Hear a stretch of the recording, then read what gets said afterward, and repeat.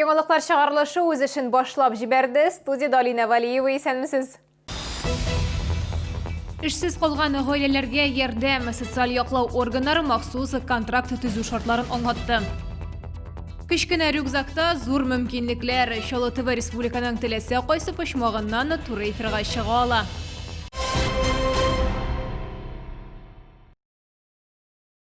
Татарстанда яшәүче 22 кешедә COVID-19 диагнозы расланды. Чаллыда узган тәүлектә коронавирусның тагын бер яңа очрагы теркәлгән. Соңгы тәүлек эчендәге мәгълүматларны Республика оператив штабы хәбәр итте.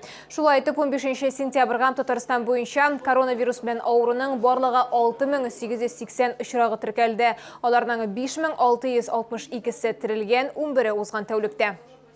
Социаль яклау органнары чаллыларга ярдәм йөзеннән берничә финансы ярдәм программалары әзерләгән тәкъдимнәрен хәбәрчебесе белеп кайтты. Кеше эшсез калган очракта аңа социаль яклау учреждениесендә контракт төзелә. Анда гаиләне мәшгульлек үзәгендә исәпкә куялар һәм яңа эш урыны эзлиләр. Чаллыда шундый 230 контракт төзелгән. После трудоустройства он предоставляет в управление социальной защиты приказ о приеме на работу, то есть документ, подтверждающий его трудоустройство, и органы социальной защиты начинают ежемесячно, гражданин работает, получает заработную плату, а от органов социальной защиты он получает социальное пособие. В этом году оно равняется 10 085 рублей. Идарәдә төрле программалар коралган, әйтик, шәһәрдәшләр сайлап алган уку курсларын социаль яклау органнары түләргә булышачак. Тик сумма 30 меңнән артмаска тиеш. Шулай ук 50 мең сумга кадәр ярдәмне шәхси эшмәкәрләр дә ала. Моннан тыш кирәкле товарлар сатып алу яки хезмәтләр өчен түләү ярдәме каралган. Контракт төзү өчен гаиләнең бәлек булмаган барлык әгъзаларының ризалыгы кирәк, шуннан соң ул кимендә 3 айга төзелә. Гаиләнең кереме яшәү минимумнан артмаган булырга тиеш. У человека, значит, жилье это не должно превышать 40 квадратных метров на человека. Если в собственности имеется не одно жилое помещение, а несколько, то это не должно превышать 23 квадратных метра. Если имеется земельный участок, то он не должен превышать 0,2 гектара на человека. Финанс ярдәме алу өчен Солнечный бульвар адресы буенча урнашкан социаль яклау идарәсенә мөрәҗәгать итәргә кирәк. Лилия Гатина, Диана Мулярова, Сергей Кищенко, яңалыклар. Гаиләләр өчен яхшы яңалык. 2021 елда Россиядә ана капиталы 3,7%-ка артачак. Бу хакта Россия хезмәт һәм социаль яклау министрлыгы хәбәр итә. Шулай итеп, 2021 елда беренче бала өчен 483 882 сум, беренче бала өчен түләү алмаганнарга 639 432 сум биреләчәк. Әгәр гаилә моңа кадәр ана капиталы алган икән инде, икенче балага өстәмә 155 550 сум акча түләнәчәк. Хезмәт министрлыгы исәпләүләре буенча 2021 елда ана капиталын 1 миллионнан артык гаилә алачак. Яңа җиңүләр өчен яңа спорт мәйданчыгы. Чаллы дәүләт педагогика университетында күптән көтелгән футбол кыры ачылды. Истәлекле вакыйгада югары уку йорты җитәкчеләре һәм студентлар катнашты. Тантаналы ачылышка шәһәр мэры Наил Мәгдиев һәм Катыргы кагаз комбинаты директоры Андрей Фомичев та килде. Алар вуз ректоры Альфинур Глиякберовага яңа майданчыкның ачкычын тапшырды. Я хотела поблагодарить наших попечителей, которые помогли нам построить этот стадион. Это генеральный директор картонно-бумажного комбината Андрей Геннадьевич Фомичев и руководитель предприятия «Кариб» Олег Владимирович Коробченко. Они помогли нам его построить, вложили средства, и это очень хороший подарок для наших студентов. Яңа спорт майданчыгына йомшак катлам җәелгән, йөгерү өчен заманча сукмаклар каралган. Барысы да укучыларның уңайлыклары һәм куркынычсызлыгы өчен. 100-метровку уже пробежала, очень классное покрытие. Ну, стоит того. Наконец-таки у нас появился такое.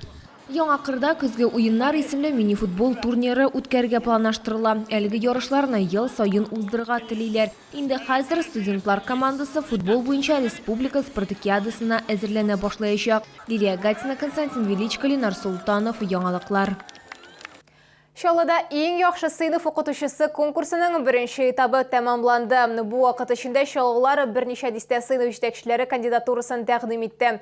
18 сентябрьден конкурсның екінші этабы тауыш беру башлана. Есігізге түсіреміз, шара 2014 жылдан бері Россия Федерациясы Дәулет Думасы депутаты Әлфия Кагогина инициативасы біле өткерілі. Бәйге 25 сентябрьге қадар дәуам етешек, жеңуші ісім оқытушылар күні алдынан белгілі болашақ.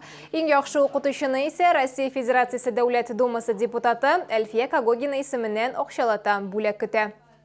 Шолыда ғышыр садақасын жиялар әлігі шара ел сайын өткерлі һәм оның қысаларында аз кіремлі ғойлелерге ердем етелер. Имам Мұхтасип Әлфәс Хазреті Ғайфулла сөзлерінше ғышыр садақасын топшыру әрбір мұсылманның бұрышы.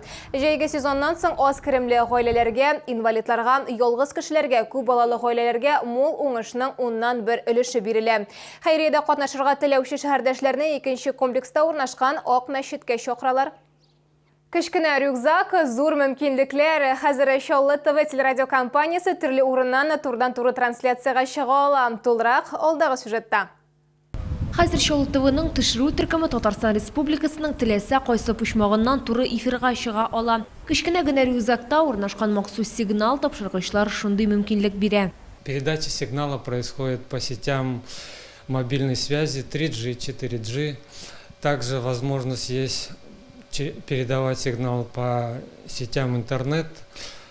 Передача сигнала происходит напрямую в студию. Әлігі рюкзакны біздің түшіру түркім сойлаулар күнінде қолланды. Хабаршыбыз 2 тапқыр турдан туры эфирға шығып, тауыш беруінің нешік ұзуы турында сөйледі. Хөрмәтле телевизор караучылар, бүгенге көндә безнең телерадиокомпанияда яңа оборудование барлыкка килде. Без теләсә инде точкадан Татарстан күләмендә прямой эфирга чыга алабыз. Телевизорга яки соцсетьләргә. Хәзір Шолы ТВ телеканалының мөмкинлекләре тагы да киңәйде. Димәк, безнең тамашачылар иң мөһим яңалыкларны беренче белә алачак. Лилия Гатина, Константин Величко, Сергей Вильданов, яңалыклар.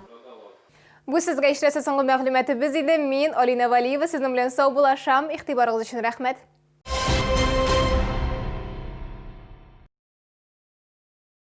Центр детского технического творчества номер 5 проводит набор на программу дополнительного образования «Детская инженерная академия» по подготовке юных специалистов в области инновационных технологий. По окончании обучения выдается свидетельство о получении дополнительного образования. Телефон 56 34 86.